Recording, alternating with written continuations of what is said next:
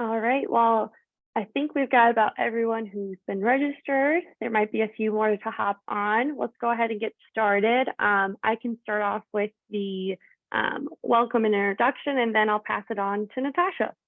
So again, my name's Amelia Atwood. I am the Special Project Manager at Healthy Harvest. I am probably always wanting Thanksgiving rolls. That's probably my favorite holiday dish. We do them at Thanksgiving and at Christmas. And they're just these wonderful yeast rolls that sometimes don't rise and sometimes they're horrible, but usually we'll make a couple batches so we get them just right. Definitely eating those throughout the month. So I'll go ahead and pass it off to Natasha. And yes, if everyone can unmute themselves as they go along and show their face, that'd be great. Thank you. Yep, so I am Natasha Marquis, and I am here representing North Iowa Mutual Aid.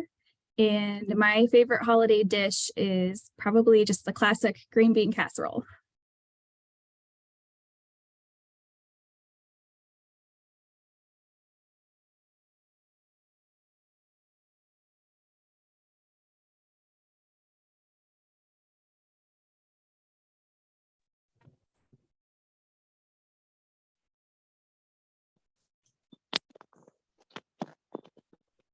Hello, I'm not sure if anyone could hear me right now, but my name is Jesse Germanson, and I'm the Executive Director at Northern Lights Alliance for the Homeless Shelters.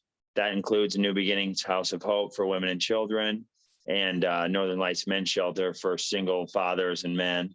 My favorite holiday dish is probably just desserts in general. I'm one of those guys that you're surprised how much dessert they can eat. That's me. Hi, everybody. I'm Debbie Abbin, Mercy One, and my favorite holiday dish, I guess, at this time of the year is Christmas homemade candies.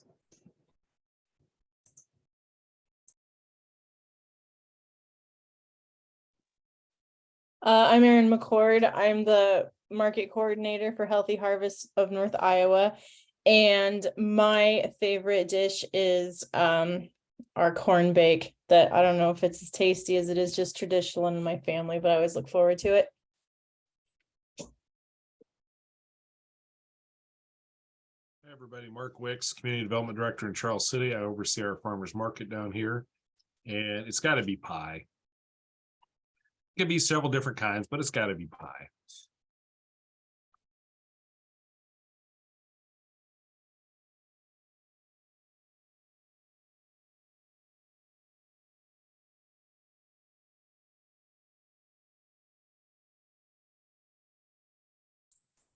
I guess I'll go. Hello, everyone. I'm Whitney Mixdorf. I was most recently the candidate for Iowa Senate District 30. I didn't win this time, but I'm going to try again in a couple of years. And I'm here on behalf of North Iowa Mutual Aid. I just jumped on that as a helper. So good to meet you all. Hi, I'm Andrea Evelsizer, and I'm also with Healthy Harvest of North Iowa. I am the program director, and I am, sorry, had two identities there for a minute. I had to drop a kid off for band practice. So favorite food, I'm going to have to go with pierogies, which is a Ukrainian dish that I make with my daughter now, but used to make with my grandma. So thanks. Hi, I'm India. I don't know if I'm showing up or not, but this is Nolan, my fiance, and this is Artie. Come say hi. And Hello. we have taken a couple of Healthy Harvest classes and are just kind of interested in what's going on in the community. And I'm the only one who really loves cranberry sauce in the family. So I will definitely be making some and then eating all of it myself.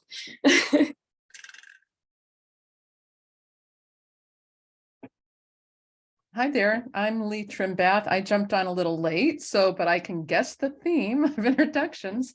I'm with Central Gardens of North Iowa and involved particularly with the youth programming there and events and growing healthy food and connecting kids with that food. And favorite, I'd go with the cranberry too, because afterwards you can eat it on everything. And I do like ice cream and whatever else. Glad to be here. I'm Shelley Alquist. I'm from Mercy One and SHIP, the Senior Health Insurance Information Program. And my favorite holiday dish, I kind of got to go with Mark, pie, but I'm specific. I really like pumpkin pie. So it's just kind of a good, warm feeling for me, and I love the feeling. So.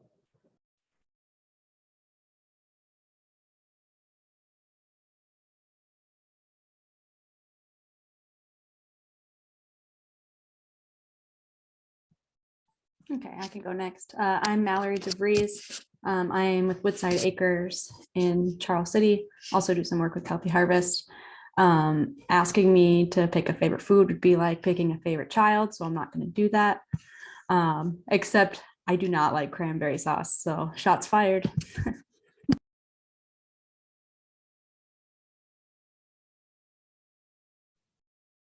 I can go next. I also jumped on late here. I am Judy Delperdang. I am on the Clear Lake Farmers Market Board, also work at Simply Nourished in Clear Lake and have been involved with the gathering several years. My favorite food would probably have to be pie, and it doesn't matter. I go for pecan or pumpkin, either one. So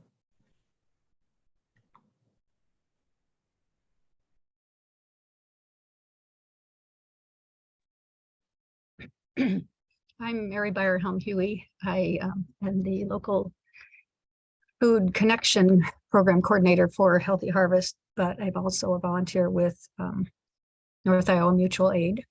And I think at the holidays, appetizers are my go-to. So give me the cheese and crackers and shrimp and pickle wraps.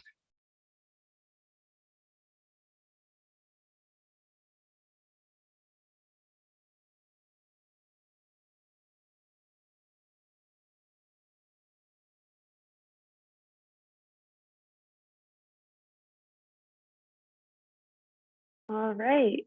And it looks like that might be everyone's response. I know Katie messaged into the chat her response to our prompt.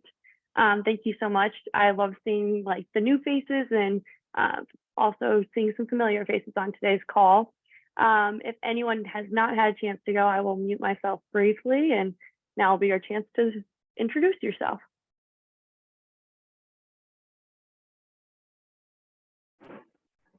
Hey team, this is Marie. I'm sorry, I'm calling in from the road, but I'm the director of Healthy Harvest. I thankfully know a lot of you, but I love hearing the new voices and faces on here.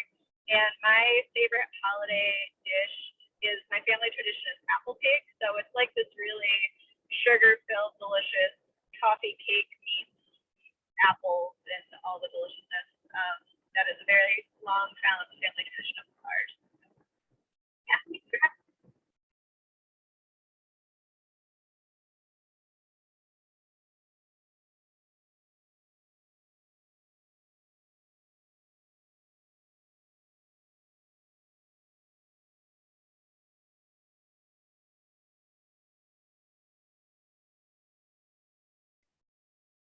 All right. Well, thank you everyone for your excellent responses.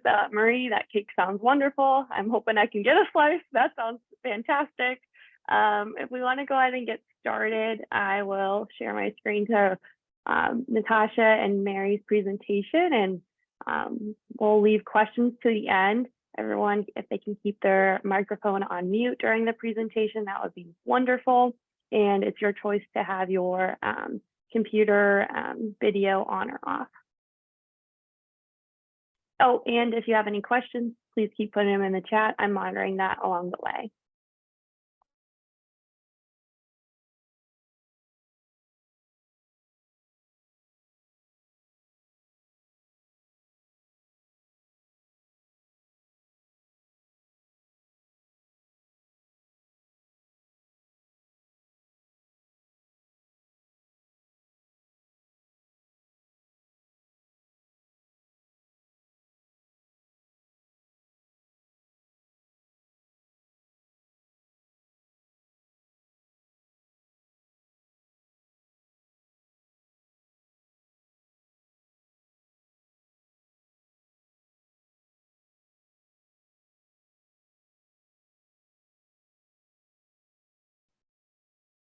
Okay.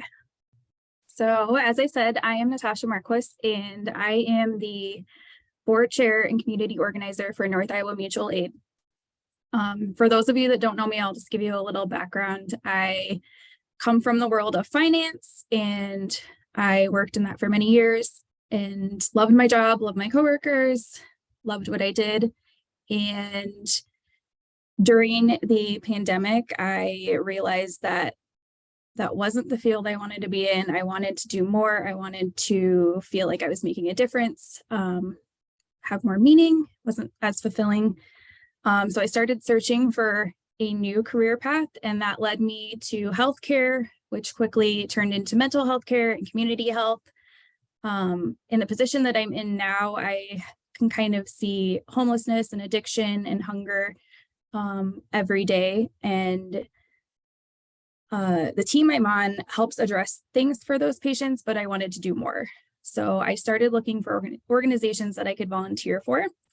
And during that search, I learned about the concept of mutual aid.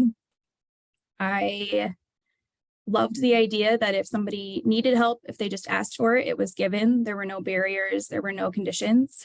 And I started researching if there was anything like mutual aid in North Iowa. And I found that there are some things that are similar to mutual aid, but I found that there was a need for mutual aid in North Iowa. And I'll let Mary introduce herself.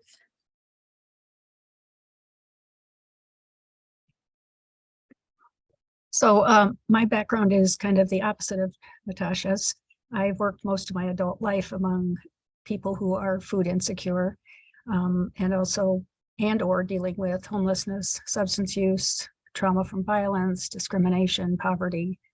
The last 18 years of my full-time work was with Crisis Intervention Service, where I really became aware of how interconnected all of those issues are. When I retired, I looked for something where I could still have an impact on addressing those issues locally, and I stumbled into work with Healthy Harvest of North Iowa. And yes, it was a stumble. As well as I do volunteer work with Crisis Intervention, Hawkeye Harvest Food Bank, Racial Justice Network, Women United, and now North Iowa Mutual Aid. So access to good fresh food is something that we can make a significant improvement in and really impact the health of our communities. If you want to go to the next slide, please.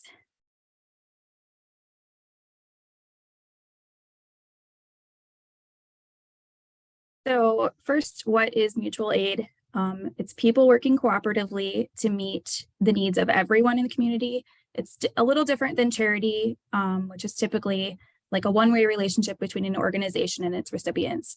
Mutual aid is instead kind of an act of solidarity that builds networks between neighbors, and everyone has something to contribute and everyone has something they need.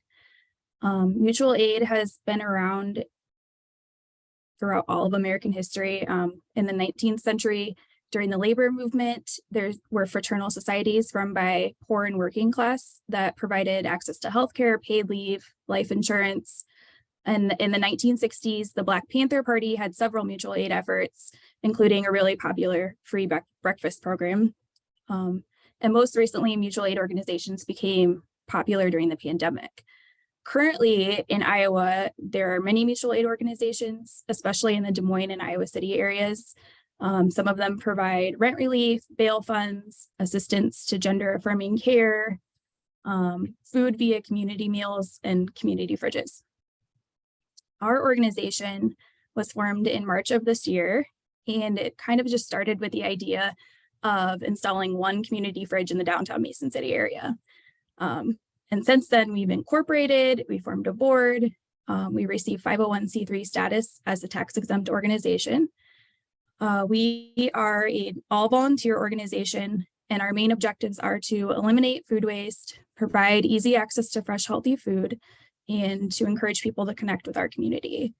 And we have defined our service area as these 9 North Central Iowa counties: Cerro Gordo, Winnebago, Hancock, Wright, Worth, Franklin, Mitchell, Floyd, and Butler. You're gonna go to the next, please. So talking a little bit about food insecurity in North Iowa, the USDA defines food insecurity as limited or uncertain access to enough food for all members of a household to live an active, healthy lifestyle. And when I first started researching whether mutual aid was needed in North Iowa, I was surprised by these statistics on food insecurity. In my mind, I thought if somebody didn't make enough money to afford food, they could just apply for a government program to fill that gap. And I'm sure that everyone on this call is aware that there's food insecurity in North Iowa. But the thing that I wanted to point out that was kind of shocking to me was that 40% of those that are food insecure, or approximately 4,400 individuals in those 9 North Central Iowa counties, don't qualify for any federal nutrition programs. And many times that means they make too much money to qualify for the programs, but they don't make enough money to make ends meet. So they may have to choose between paying a medical bill or paying a heating bill, or buying less expensive, unhealthy food, or choosing between buying food or paying rent.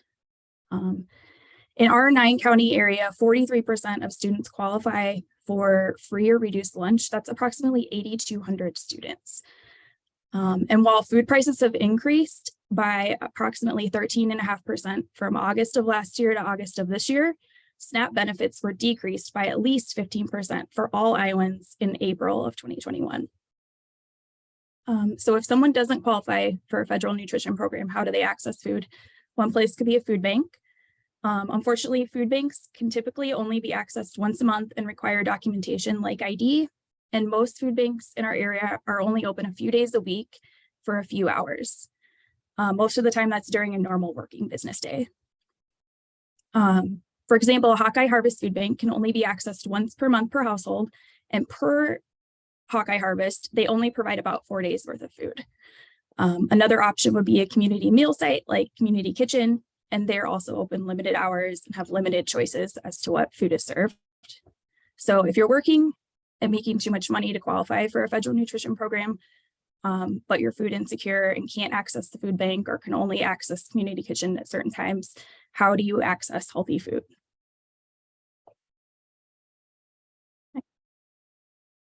So one way is through food recovery or food rescue. And an important thing to point out is that hunger in Iowa is not about a lack of food. According to the Iowa DNR, the average Iowan wastes about 30 pounds of food per month, or 1 pound per day. So in our 9-county area, that's about 50 million pounds of food wasted per year. That's the size of a large bridge, a cruise ship, or a loaded freighter ship. So a lot. Currently, 56% of food waste is going directly to the landfill. About 7.5% is donated, and about 3% is used for animal feed. So why is this food getting thrown away? One reason could be over ordering of food. Another reason is that food like produce is not pretty enough to sell. Food could be packaged incorrectly, or there could be leftover food from events. The EPA came out with this food recovery hierarchy to try to reduce food waste by the year 2030. And besides reducing the volume of food generated, the next preferred method of food recovery is feeding hungry people. And that's where we come in. We want to connect the surplus food with people who are food insecure.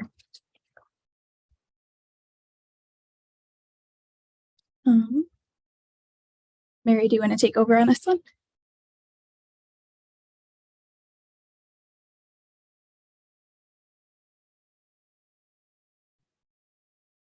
Oh, hang on just a second.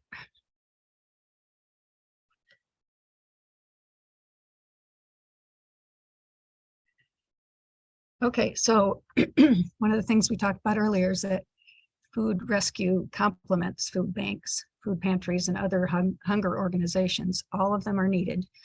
We're not trying to replace anything that's already being done. We don't bank food, but rather directly transfer the surplus food from the source to the recipient. So the mission of the organizations we work with don't necessarily address hunger specifically, but they do serve people who are food insecure. By rescuing the highly perishable food and taking it directly to where consumers are located, we can make sure that the food is used quickly. So things we need to find out are who has the food, who needs the food, and how can we connect them. Whoops. So we're currently working on getting funding for the Food Rescue Hero app. I don't know if any of you have heard of that. It's relatively inexpensive compared to the impact it could have. Do you know the exact amount, Natasha? Yes, it is $6,000 a year for the lower tiered non-branded version. I know Eat Greater Des Moines and out of Des Moines is using it, and they have a branded version, which is more of the white label. But yeah, so for $6,000 a year to be able to rescue all of that food, in my mind, it's worth it. Okay, so how does the Food Rescue app work? Our community partners, meaning the organizations that are serving people who may be food insecure, they tell us when they can receive food, how much food they can take, and what kinds of food they can take. And then a food service business that has excess food tells us how much food they have, what type of food they have, and when it can be picked up. And then our volunteers would receive a notification in the app that there's a food rescue available. We would go pick up that rescue and deliver it either directly to recipients or in our storage space until it can be delivered. We could greatly increase the amount of food rescued and the number of insecure North Iowans receiving food by using this app because it connects people very quickly. This model that we're talking about can be compared to a three-legged stool. So it's sensitive to the number of food donors, volunteers, and the community partners that we distribute food to. So if one of those legs is too long or too short, it won't work. If there's too much food to be rescued and not enough community partners available to receive the food, it doesn't work. If there's more food available to be rescued than there are volunteers to deliver it, it won't work. So it needs to be a very balanced system.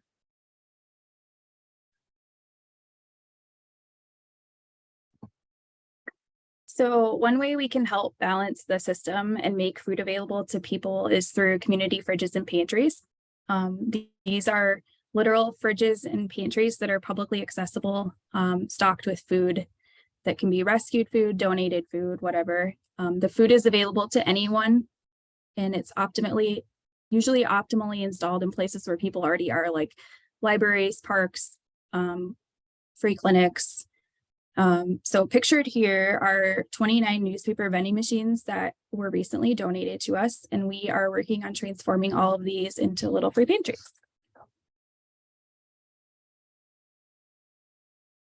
So these are 3 of the pantries that have been cleaned up and painted. We currently have volunteers cleaning and painting all the machines, and then we are installing shelving. We do have one completely finished and installed pantry at the Prairie Ridge Downtown Drop-In Center in Mason City. That one is pictured on the far right. A few more are close to being completed and in need of homes. And while our initial thought was that these would be used as food pantries, they can be used in other ways. And we have really creative community members and really creative volunteers who have already come up with new ways to use them, including using them as a school and art supply pantry, a period product pantry, a baby supply pantry. And of course, we know like little free libraries have been in existence for a while. So we do have a lot of pantries that don't have a place to go yet. So if you want to host one or know somebody that would be interested, please contact us. We have started mapping where little free pantries are on our website already. So if you happen to go to that and you notice there's some that aren't on there, let us know that too, so we can add them.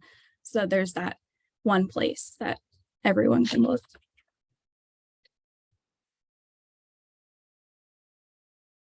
So another initiative that we have been participating in is the Iowa Local Food Purchasing Assistance Program.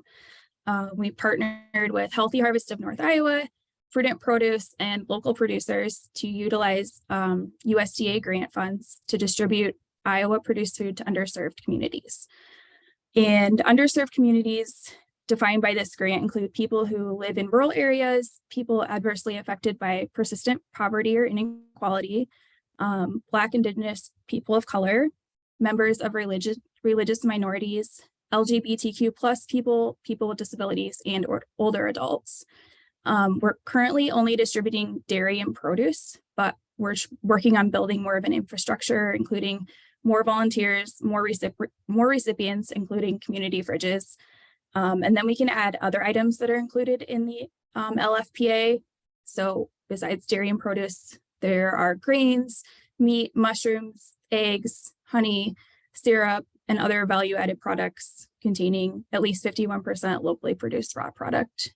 And then since October, we have distributed about 500 pounds of food worth about $1,200 through Prudent Produce. And I listed here some of the Iowa producers that we have received product through. So Country View Dairy, Jorge's Organics, Smalls Fruit Farm, Joyful Greens, and Lee's Greens.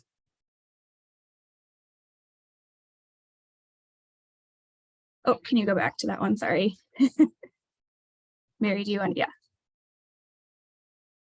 Yeah. Okay, so some of the partner organizations that we're currently working with are Northern Lights Homeless Shelters, both the men's and the women's shelter, Crisis Intervention Service, and Newman Daycare. So we've made 4 weekly deliveries of dairy products and fresh produce.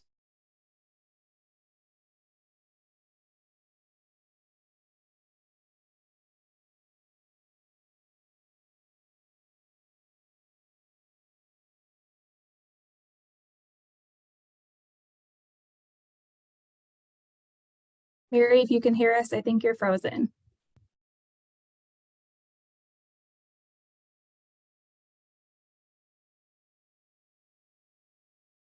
Okay, if we get Mary back, I'll flip it back over to her, but she's just going to talk a little bit about some of our partners and the feedback we've received. We are planning another food distribution next Thursday, December 15th, and that's going to be at the Community Health Center in Mason City. We are opening that up to the public, but it's mainly geared to people who access the Community Health Center. The LFPA grant cycle, so we found out it runs through May of 2024. So if any producers are not quite ready to sell products, they can still make preparations to participate in their next growing cycle. And I'm going to have Amelia put the Iowa LFPA website into the chat too, so you can look at that. Yes, I will be adding that. I have to stop sharing my screen if I'm going to add it currently. Okay. So I might add it at the end. Perfect. But it looks like Mary hopped off and she's going to hop back on. So if we want to just pause for a moment. Sure. Good. All right. Well, did you want me to give a quick summary of the other LFPA projects that are going on in North Iowa? Yeah, that would be great. Okay. We've been working with Prudent Produce to and with the Iowa Food Hub, which is located out of Decorah, and they are between the two of them also providing food through the LFPA program. The Decorah Iowa Food Hub has been subsidizing some distributions from Jeff Short, he lives and grows his stuff in Garner, and he's been distributing throughout the whole summer, but also specifically in the fall here, we've been able to cover the cost for the Hawkeye Harvest Food Bank for everything that's come from Jeff Short's farm. So it's going directly from Garner over to the Hawkeye Harvest, and this program is paying for it. And then also the Hampton and the Clarion food pantries are receiving every other week distributions of food to their food pantries, 20 boxes of produce, kind of like family type of, kind of like a CSA box where people can get a variety of things of produce and dairy products, mostly some meat. This week, I think there's some honey. And then for the Christmas distribution of Share Life, that's kind of like a summer feeding program here in Clear Lake that's privately funded. But we're going to be working with Prudent Produce again to get a good portion of the Share Life Christmas distribution covered by the LFPA program. And Mary's back, so yay. Wonderful. And to that point, I just wanted to emphasize like the amazing work going on in North Iowa in getting these distributions so rapidly, since these funds did happen, I think in April, if I'm not correct. Is that when they were currently allocated? Yeah, it started, I think the grant officially got started in May, but the Food Hub Managers Working Group was working hard to get the logistics worked out. And so first distributions for Iowa started in September, which is way ahead of many other states that receive this funding. I was kind of a leader and in this because we've been able to work so closely with the Iowa Department of Ag and Land Stewardship through that program. And we're kind of leading the way in a lot of ways ahead of other states and being able to get this food moving. So yeah, it's been kind of an exciting project to work on, actually. Yeah, I would definitely reiterate that. And just knowing that back in April, it was first imagined that there'd be routes from east to west across the midline of the state and then along the Cedar Valley. So to find different distribution routes through North Iowa Mutual Aid's work and through connection to Prudent Produce is pretty awesome. Okay, thanks for covering for me, folks. Appreciate that. Back to that church. I'm not sure why I got kicked off when I was talking about a church, but things happen. So that is kind of our staging space. We have a small refrigerator there now, and we are planning to move a large fridge there so that if there are things we need to store, say overnight, we can do that and then get them delivered the next day. So far, we have been able to redistribute everything as soon as we get it. So we haven't even really had to use our fridge space. As far as Healthy Harvest role in LFPA, and maybe Andrea touched on some of this, Healthy Harvest mission is to educate and connect. So we really work hard at making food access organizations aware of funding opportunities like the LFPA, and then guides them towards those things, and then also making sure that individual producers know that they can be involved in those. So I just wanted to share some of our North Iowa producers that are providing food for the LFPA. Those are, let me see, Twisted River, Woodside Acres, Grandview Beef, Kittleson's, Kolash Family Farms, Koenig's Acres, Stillwater Greenhouse, Purple Ribbon Beef, Joya Food Farm, North 40 Gardens, and Triple C Livestock. And I don't know if you talked about this already too, but the LFPA grant is for 2 years. So the first phase goes through December of this year. And then the next phase would be January 2023 through May 2024. So if there are any producers that want to get involved for the next phase, there's still time to do that. And then I think the only other thing is our next distribution is going to be on December 15th at the Community Health Center in Mason City. That's going to be like an open house setup so that anybody can come there and kind of pick out whatever they want. And from 1 to 5:30, I believe, is the time we're going to be there. Thanks.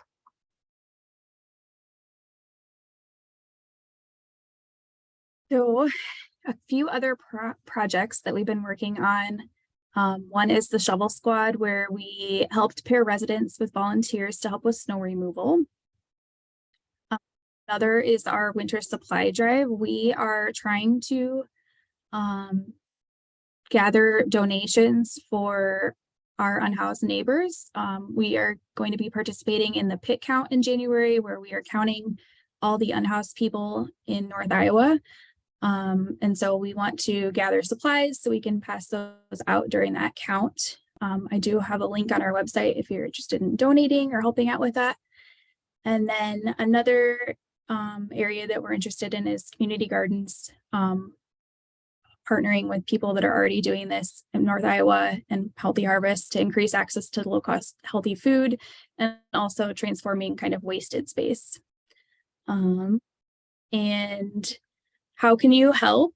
One part would be to get involved in the LFPA if you're a producer, or if you are working for an organization that you think could use the food. If you have food insecure clients, hosting a community fridge or pantry. One thing I talked about at the beginning is it started with the idea of just setting up one community fridge in the downtown Mason City area. That has still not come to fruition. We have the fridges, we have volunteers, we have food. We haven't found a host that's willing to host the fridge. So we are looking for host locations for a fridge. We desperately need volunteers. It doesn't matter how little or how much time you have available. We need you. So if you have any time that you could offer, even if it's 1 hour per year, please sign up to volunteer. You could donate supplies or cash. You could put food right into the pantries that are already set up, and you can go to our website to see where those pantries are. If you're a producer, you could donate surplus food or imperfect produce, or connect with us so we can work on gleaning the next season. Another area that I'm really passionate about is advocacy.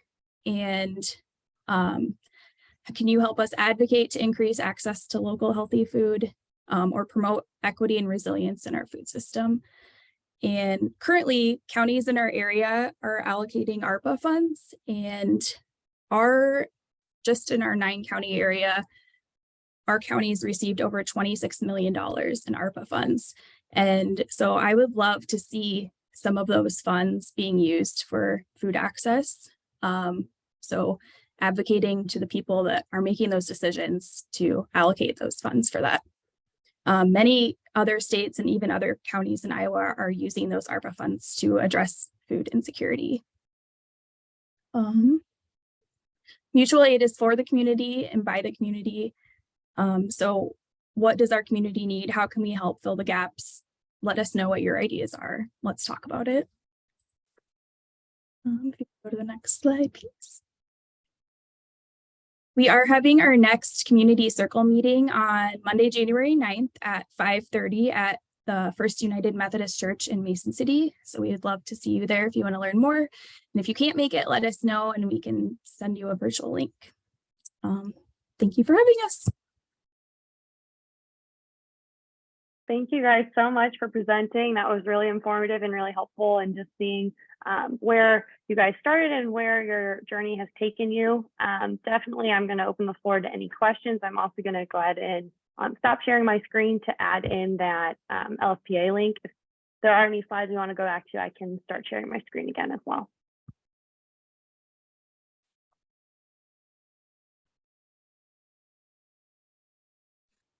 Hey, this is Jesse from Northern Lights again. I just wanted to make a quick comment that the goods that have been dropped off to both of the shelters have been really well received. And even though it was quite the quantity, a large portion of it has been getting used and eaten when I assume it otherwise wouldn't have been used at all. So that's been great to see. People come in, sometimes they have food benefits already, SNAP benefits, or they have a voucher for the food bank, but they don't have that food right when they come in the shelter. And things like milk and yogurt and the other stuff is great to have. So I just wanted to say it's working really well and our people appreciate it, and it's getting used and it's needed.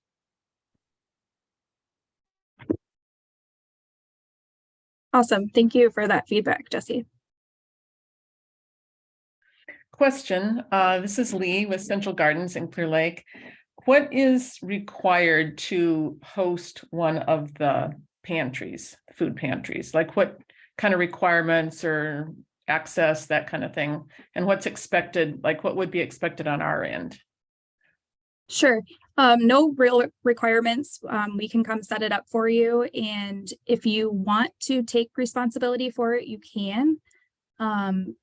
If not, we can have a volunteer come check it, make sure it's clean. It will only be filled with food when food is donated. So we don't have like access to funds to fill the pantries. So it does rely on food donations. So, but anyone in the community can put food in or take food out. Great, thank you. Yeah, I would think we would, if you're looking, like you said, still for sites, the difficulty with the garden has is open to the public, but we do close it up at night. So it would not be available, 24 hours. So that would be perhaps a stumbling block. Yeah, I don't think that would be an issue. Of course, we would prefer that the majority of the pantries and fridges are available 24/7, but even having access to a pantry during daylight hours, I think would be helpful to community members. And if we wanted to move forward with that, just contact you after this. Would that be? Just go ahead and shoot me an email. Yep. Okay, great. Thank you.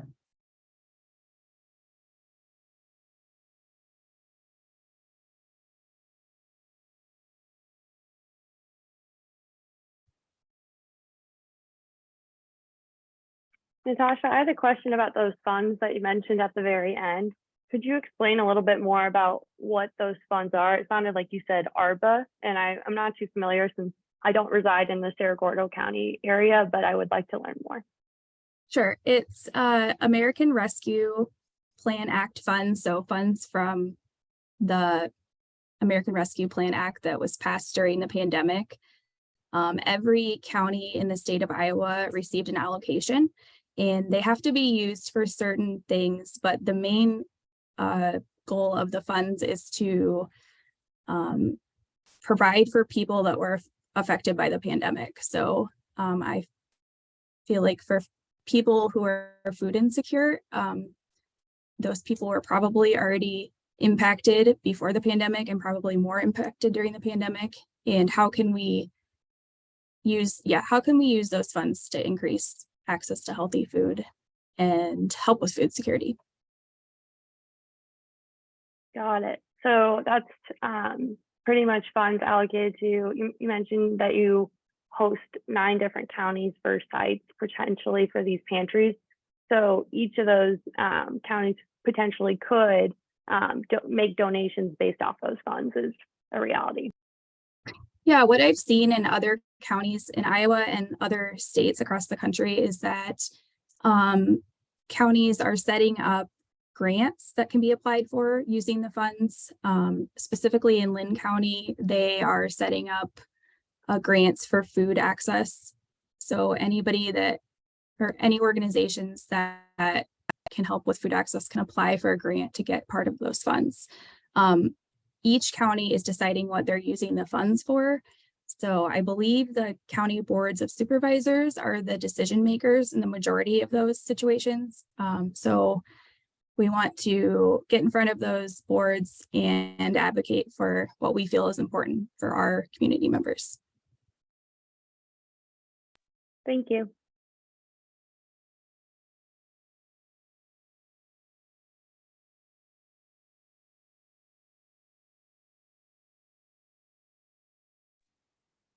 I just commented in the chat, but and Natasha, thank you for an amazing presentation, and Mary and everyone.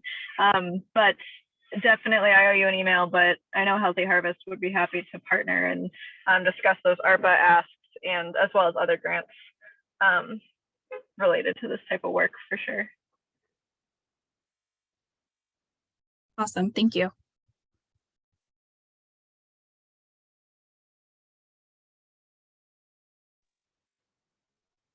My other question too is, I know you mentioned the downtown Mason City location for a community fridge. There's great minds on this call. We must be able to come up with one, but I'm sure that you all have been brainstorming on that. What barriers have you run into, and are there any locations that you're currently working on that we can help leverage, or kind of where are you at in that process? I think the biggest barrier that we've run into with the community fridges is that maybe there needs to be more community education around that there are unhoused people, that there are people that are food insecure, that your neighbor could be somebody that's food insecure. I think there's a stigma to the community fridge that there will just be a bunch of unhoused people gathering around a business all the time, or people will be using the fridges that don't really need the food or something like that. Just received a lot of negative feedback as far as that goes, that they don't want those types of people around their area. And I think that there just needs to be a lot more community education around that there are unhoused people already in our communities and they need food. Your neighbor could be food insecure, that you don't know it because they live in a nice house and they drive a nice car, but they're having trouble making ends meet. And I stated downtown Mason City first because that was where I felt like there could be utilized the most, or there was the most need when I first thought about this.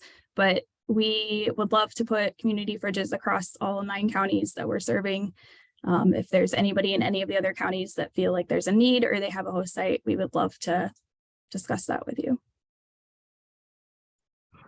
We do have a possible site in Hampton. We just haven't been able to make connection with the person who is interested in hosting that. So we're working on that.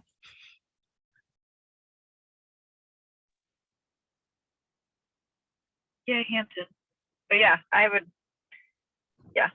we can figure this out. I agree with downtown Mason City. There should be somewhere that would be a good fit.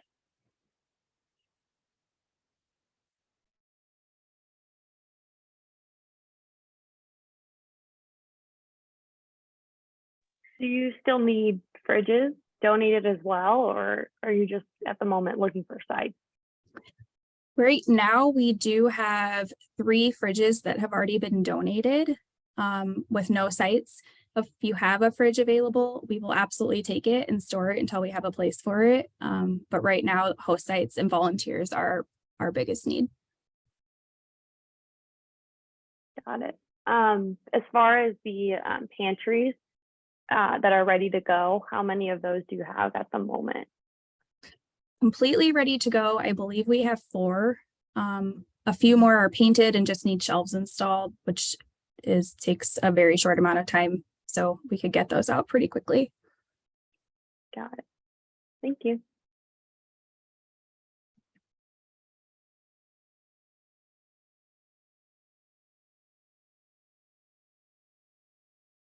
Lee, I was thinking maybe the garden should get a clean slate and paint it in a garden motif to blend in nice there.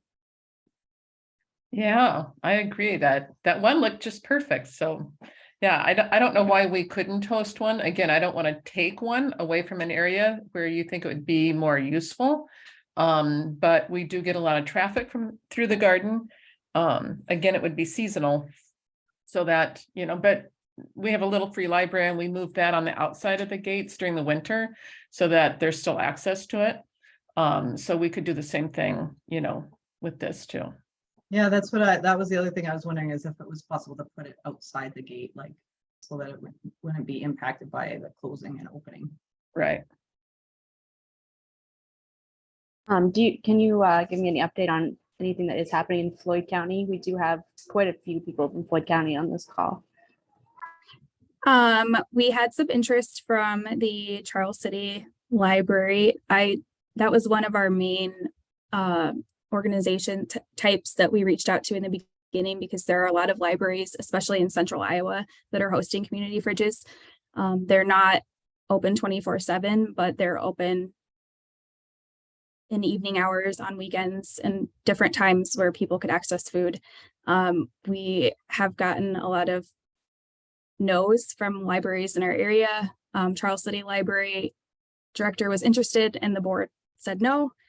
And I think, so the reasoning was, they said, well, we already have food pantries, we already have this, we already have this. So I think it's just a lot more community education on why the fridges and pantries are needed in addition to the food banks and pantries that are already in existence.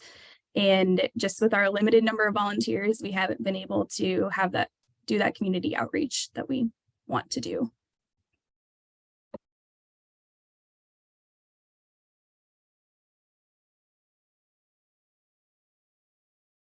I saw there was a question about volunteers. What are the asks? And we have a few different things that volunteers could do right now. Right now, signing up to just check pantries that are already in existence, make sure there's nothing in the pantry that shouldn't be in there, or cleaning it out if there's a mess. It could take 5 minutes once a day, or you could volunteer for 5 minutes once a week or once a month to do that.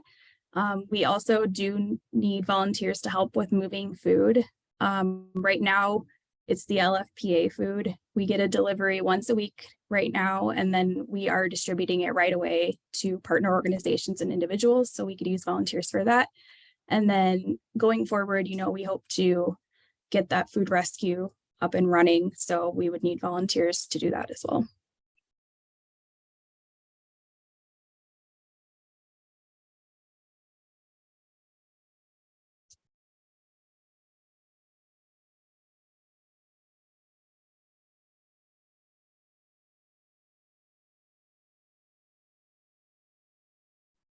On the note of food rescue, Natasha, I was curious when you mentioned, a freight loss a day. Is that per day or is that per week? I wanted to clarify that from your presentation. Oh, the food waste amount per day. So yeah, from a study that the Iowa DNR did, it was 1 pound per Iowan per day of food waste.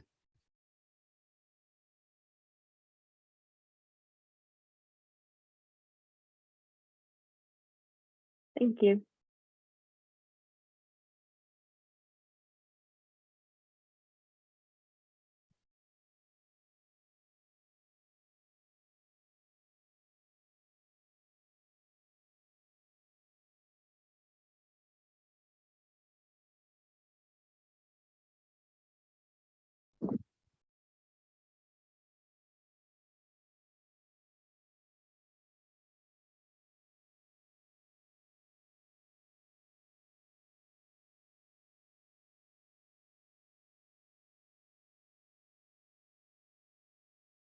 All right. Well, thank you everyone for your questions. As we continue with today's meeting, I'll go ahead and share my screen again to the agenda, and we can kind of start to move through some of the other North Iowa Coalition topics. But as we roll through those topics, if something sparks your interest about the presentation that we just had, or anything that you just didn't get a chance to ask yet, feel free to unmute yourself and roll into that as well.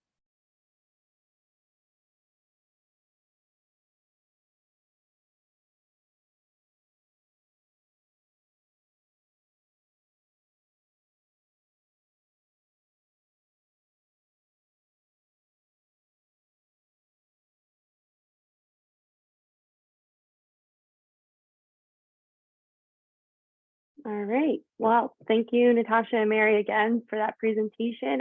We'll go ahead and, as we started talking about food access and food waste, that is one of the 4 topics that we tend to cover at these North Iowa Coalition meetings. Since they are quarterly meetings, we try to catch each topic once a year. I know this summer was heavily focused on community gardens, so I would like to go ahead and give the floor to anyone who has any updates on Farm to School.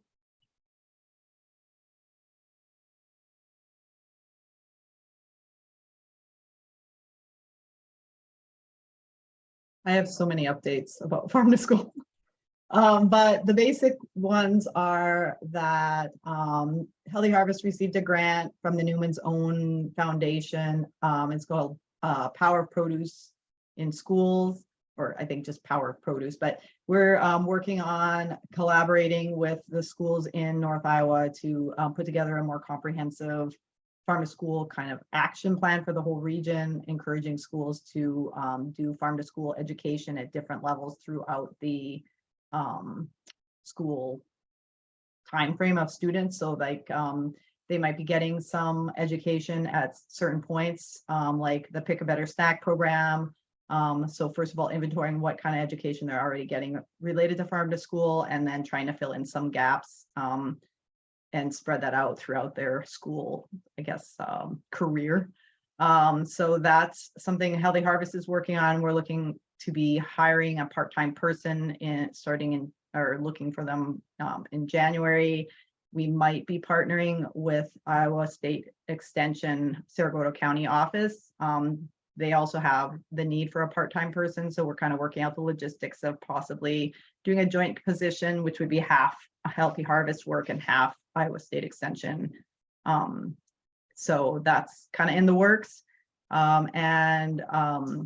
The Clear Lake Farm to School, or the Clear Lake School Division, is working on an application for a farm to school grant. So they are, thinking about farm to school a lot more than they have in a long time, and looking at applying for a planning grant to look at ways to serve more local food in the school lunch line and stuff. So if they do get funded, it's a 1-year planning process, and before they can really go full in to the implementation, but it'll give them a lot better focus on, strategizing on how to implement a full-fledged farm school program. So, and then there's the LFS grant, which is sort of a partner grant to the LFPA. While LFPA grant focuses on food insecurity, the LFS grant focuses on farm to school. So it is also using the same producers that registered for the LFPA program, but instead of directing it to the food insecurity, the food is being directed to the schools. So schools were able to apply for either a $2,000 or $4,000 produce, $2,000 or $4,000 produce grant, and or a $2,000 or $4,000 meats and protein grant. So we have 5 schools in our region that have applied and are starting to get food through the program. So it's Clear Lake, Hampton, Dumont, Cal, West Fork, and Algona. That's 5, I think, and Newman Catholic, 6. So that those deliveries are being done again by Prudent Produce or Iowa Food Hub, and so they can spend that grant money down anytime between now and June, I think. And then there is a second round of funding for that program as well. Once those funds are spent, the schools can reapply if they've spent all their dollars and can, demonstrate that where the food, or that they've used it all. Then they can apply for more funding. That would start in September, I think. So I think that's farm to school update. I don't know if anyone else has stuff to add, they can certainly do so. Or if you have questions, I can answer questions too.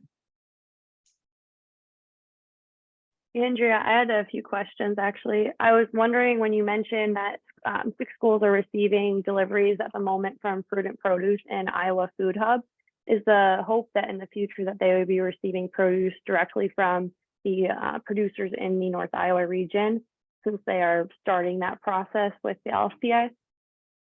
So the way the grant is written, and this is completely due to logistics and being able to manage the funds, is that the food needs to go through, or it's being coordinated and tracked through a Food Hub partner. So all producers have to be connected to a Food Hub, but that doesn't mean that they have to sell through the Food Hub. That just means that Food Hub is going to do the paperwork basically to administer the grant money. So I do know, like Grandview Beef, for example, they're signed up to sell food through, or to sell beef through this program, but they're not a member, I guess, or a regular producer through either one of those Food Hubs. They might sell some stuff through Prudent. I'm not entirely certain, but it's certainly not coming on the Prudent truck. They delivered it directly to the farm, but then, or not to the farm, to the school from their farm. But then the Food Hub pays the bill basically. So yes, in a way, those producers that Mary listed off earlier, those producers are all eligible to sell directly to the schools, even if they are not members of the Food Hub. I know Twisted River has done that. They're not members of the Iowa Food Hub, but they've delivered one or two deliveries to the Clear Lake School and to Osage under this program, and the school gets that paid for under their grant money. So, but they do need to register because they are tracking information from the producers. Same as like the LFPA, they're trying to target, with the LFPA, they're targeting food insecurity. On the producer side, they're trying to target or prioritize producers that are, have are socially disadvantaged. So it could be, being a rural producer, a small producer, a new producer, a female-owned business. All of those, all of those things can kind of help prioritize purchases from those farms. So they're really looking to help out a lot of different farmers.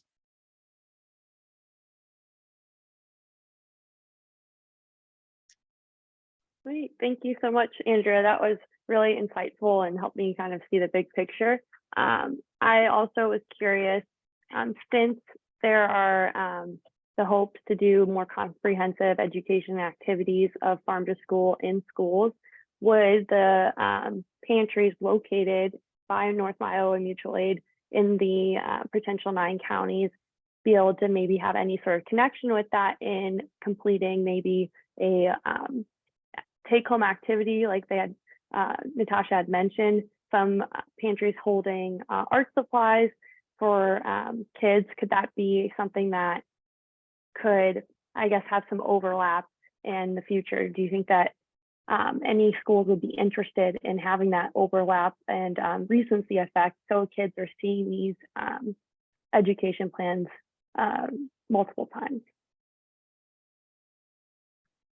I'm sure there's some opportunity. I'm not entirely certain, like what exactly, specifically what you're thinking, but I think the main thing is we're hoping that with this, if we are successful in moving towards this joint position with the ISU Extension and Healthy Harvest, that we're going to just have a person that can be in the schools a lot more and be able to capitalize on those like opportunities. Because right now, or I guess also if the positions are 2 separate people, it's harder to make those relationships. But if it's one person that can just be in contact with the schools in the region and can offer everything from activities for classrooms, taste testing, maybe some after school activities, depending on the, how things go. But I think there's tons of opportunity. There's funding right now through different avenues and potentially more down the road if we are able to kind of get this moving and really see the, potential for it. Thank you. Yeah, so ideally this new role could potentially navigate schools towards those resources, being these pop-up pantries, if they were to carry those student-led activities, whether it's just like a coloring sheet of some vegetables or the harvest of the month or something entirely unique. But just a thought of a further way to connect with North Iowa Mutual Aid. Yeah, and I think that the ISU Extension has tons of those types of resources that, and there's tons of that kind of stuff out, on the farm to school websites and stuff like that. We just really need a dedicated person to be able to spend the time on finding all that and making those connections. So I think it could turn out to be a very valuable and important community position. Thank you.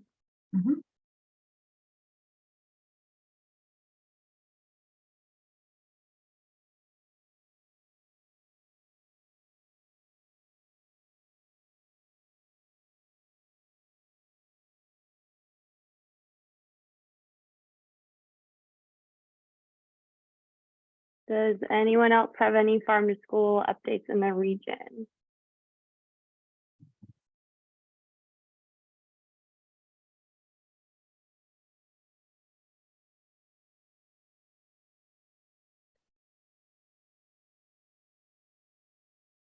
All right, has anyone come up with any other thoughts, comments, questions regarding presentation earlier tonight? Or are we feeling ready to go and talk about community gardens updates in the region?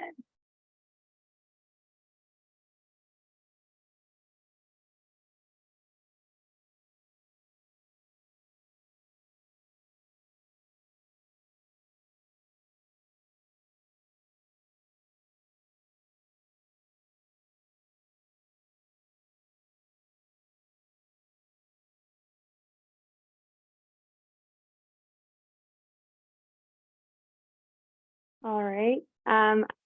Seeing no one has any commentary so far, Mallory, I'd like to go ahead and ask you if you are aware of any groundbreaking ceremonies or anything in updates to the watershed steering committee's project with the pollinator gardens, community gardens, and edible arboretum in Charles City.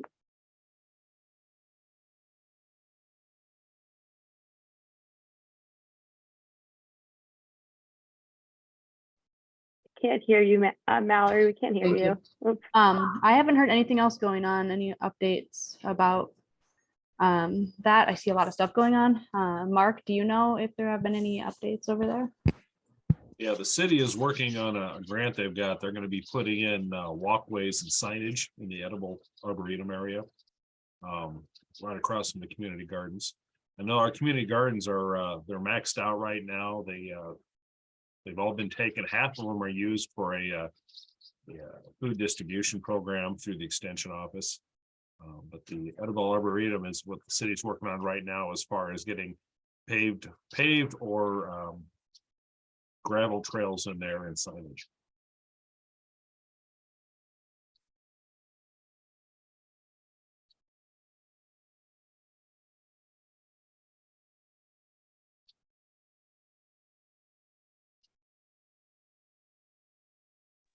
Thank you, Mark. I was curious about the pollinator gardens. I know when we started the coalition meeting back in June with that topic, the Girl Scouts had some work to do over the summer with that, and I was just curious where that left off. They did. They had a work day. I know they put in, I think they reported 6 hours they put in with the group. So I know they did some work on that.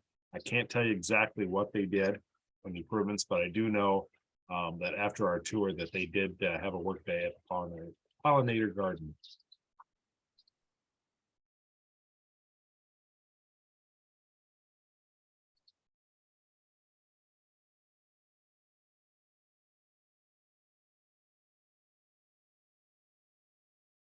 Last question to you, Mark. I was curious if, knowing the community gardens were full this season, are you guys planning on opening up any more for next season, or is there a certain date or time that people would need to sign up for those?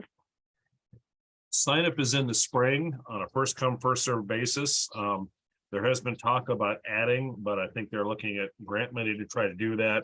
The problem is it's in a flood zone, the land that they're working around. I think they're looking at doing more raised. They have, I believe, 8 raised garden beds that they've built. And there's plans to do more on that. They work with the FFA students at the high school on that project. And the FFA director, a longtime FFA director, is going to be retiring at the end of this year. So I think there's a little uncertainty as to where that program's going to be going yet. But I know there's talk about trying to add some more raised garden beds. We have a public housing unit on the east side of town where they've also added raised garden beds for the residents there.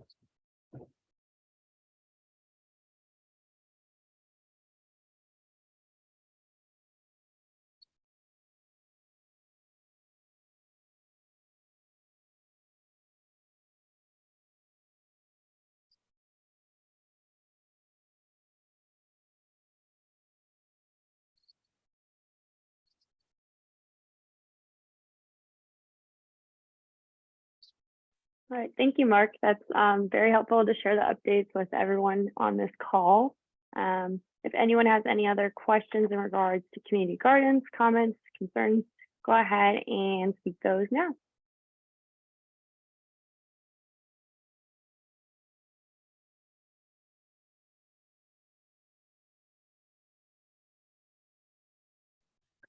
Just sharing that when Mark was talking made me think that we did do a project. It's not really a community garden, but project with Iowa State Extension and Elderbridge with the intent, kind of just trying it out this year, using an elevated or raised bed, one that an elderly person could access easily, or perhaps a wheelchair could roll up to, and tried to find the idea was to find seniors' homes where they are really no longer able to get out and garden, but something that causes them to be happy and engaged.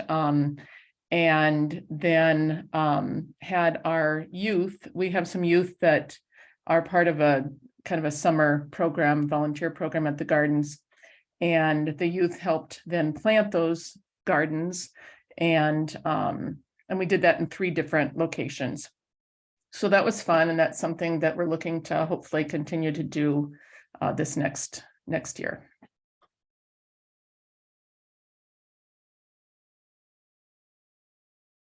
I will add, we've worked with Iowa AARP in helping identify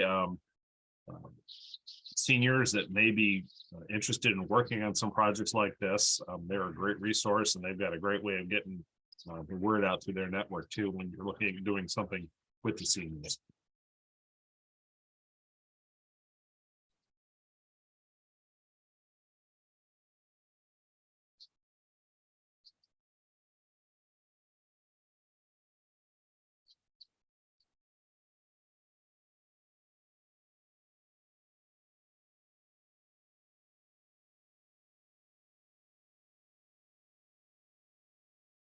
Thank you both for sharing your updates and just resources on where to, further reach out to maybe make these projects more possible. I'm sure we will be getting back to more community gardens updates in the summer. But if anyone has anything else to say, please speak now.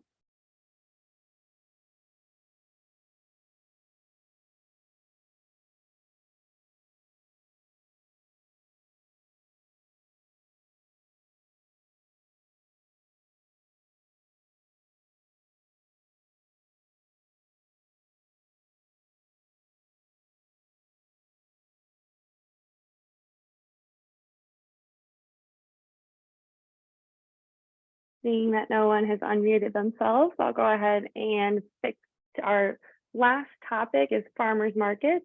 So if anyone has anything to share in regards to updates in that area, go ahead.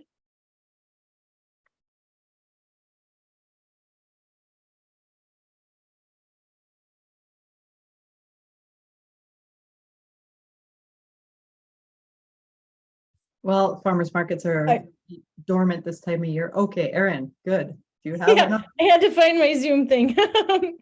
No, I will probably be the one doing that meeting. And yeah, like Andrea said, there's not really much going on farmers market wise right now.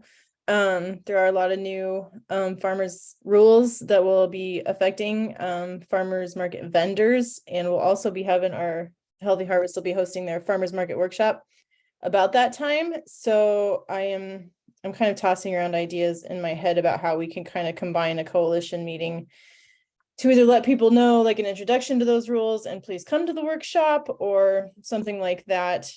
See how we can get the information out to the greatest number of current and hopefully future vendors too. But yeah, like no huge update at this time. Yeah, so there was a Fat Hill indoor farmers market. Well, there was an indoor farmers market at Fat Hill Brewing. There's been some produce and stuff like that being sold up in Forest City at one of their like Christmas type of events, and also in Clear Lake at the Christmas by the Lake. I'm aware that there is another Fat Hill farm indoor market maybe being planned for March. And then Erin, is there an indoor market being planned in Worth County as well? We are having an indoor market in at the Worth Brewing Company in February, on February 18th. Gonna be like noon to 3, 1 to 4 in that kind of time slot. Obviously not a lot of produce, but I think like the meat and honey and baking people will be there. And actually, Andrea, I was going to talk to you about maybe having a mobile kit there and maybe serving some samples of something. Yes. What day was that? February 18th? Mm-hmm. Okay. Yes, let's talk about that. I'm going to put it on the calendar for now. So I don't know when the next Fat Hill one is. Do you? March was all he told me. Okay. And Hampton is also discussing an indoor market in February at Rustic Brew. I just saw on the messages. Ah, okay, that's good. So keep your eyes on our social media. Usually we try and post these things to the Healthy Harvest website calendar of events, but if it gets missed there for some reason, it's almost always on the Facebook or Instagram. So we try to stay up to date. So, and if you hear of them, send them to me or Erin or Amelia or whoever, so that someone of us knows to put these events on, because we're happy to post partner events. If it's supporting local food producers, we can post those onto our website and get the word out more to more people. So.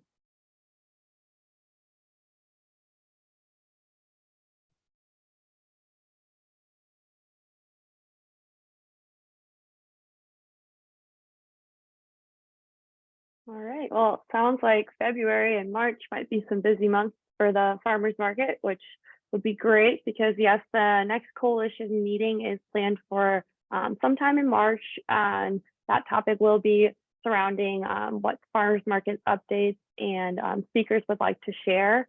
This topic is typically done at this time of year just because once the spring and the summer and fall hit, there is just not a lot of availability of our vendors to have those discussions. So that's kind of where the next meeting will take place. As you can see, we have like a rough idea of what month and what location each meeting will be on covering our farmers market, our community gardens, and our farm to school topics. But again, if you ever have an interest in presenting at any of these coalition meetings, please email us and we'd love to hear you out. And I'm gonna go ahead and mute myself for any final comments, questions, concerns. I'll just throw out, I know that I think Marie put it in the chat, but if anybody does know of someone who's interested in farm to school or childhood nutrition or those types of things, that's the type of person we're going to be looking for with this position. And the information will be coming out pretty soonish. So with the job description and such. So if you do have somebody in mind, let us know so we can make sure that you see the job description when it comes out.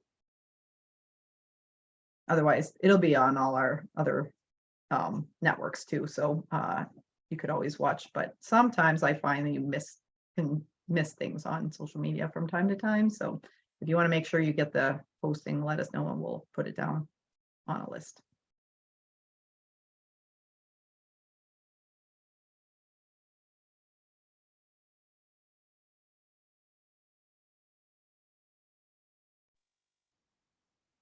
Yeah, something else I want to throw out there just for this group, because there's some great different minds on here, is I know Healthy Harvest in general is working on off-season workshops. Erin mentioned the farmers market workshop.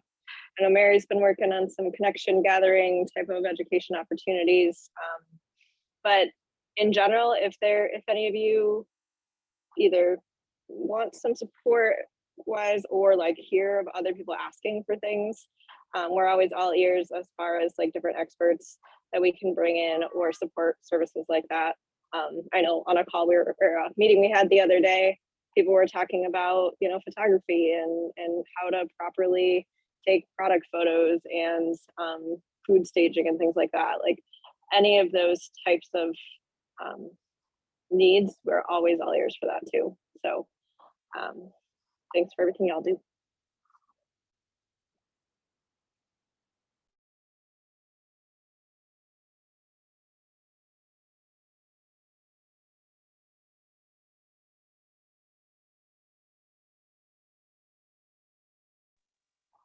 Oh yeah, and a plug. Erin, for the gathering. We're working on that, and I can let Erin talk about that too. But in general, that's coming up here towards the end of winter, if you will, and we're noodling on that. So if anybody has ideas for what they'd like to see at that event, or ways that we can highlight different parts of our food system, that should be like a local party kickoff to the season, with all of the different ways to engage with local food. So we're always looking for people interested in helping with that and or getting involved in that in some way. So Yeah, you might give because we have a few new people, you might give a really short update on what is the gathering, because not everyone might know what it is. The gathering is a super fun kind of trade show educational get together that has been out at the North Iowa Event Center, and I anticipate it will be there again this year. A lot of our market vendors come with their product, what they have in the spring, or just a way to talk about their farm and what they have. We have the bakers and the honey people and the meat people, which is all kinds of different people, but we have a whole section of children's activities, which various groups have come and volunteered and brought super fun educational children's activities. We have an area where we have little mini workshops, little 45-minute talks about just various aspects of local food stuff and anything related to that. So it's really fun. It's free. And I am just really looking forward to putting it together again this year and seeing how much better we can keep making it. Gathering's really exciting for me. Yeah, and there might be some opportunities for linking in some of the educational component that Natasha was talking about earlier. Maybe there's something related to that could be. Yeah, we had the Des Moines mutual aid people last year. So if Natasha wanted to be there this year, I think that would be absolutely wonderful. Yeah, and I think it ties nicely with food waste and gleaning. Maybe we could do a little more also on the gleaning side of things. Because that is a thing with farmers and stuff when they have, like you said, the excess or unsold or imperfect products. So that still have great nutritional benefits. Yeah, that would be great. I would love to be involved in that.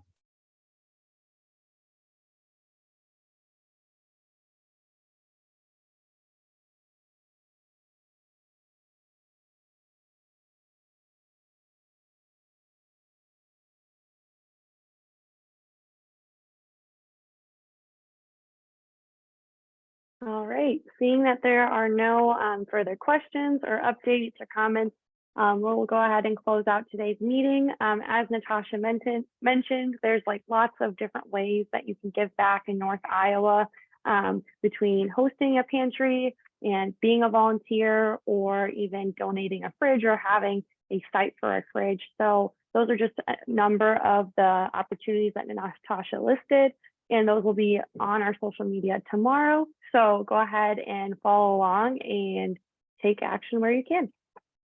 Thank you guys so much for presenting. Yeah, thank you so much for having us. Thank you. Thanks. Bye.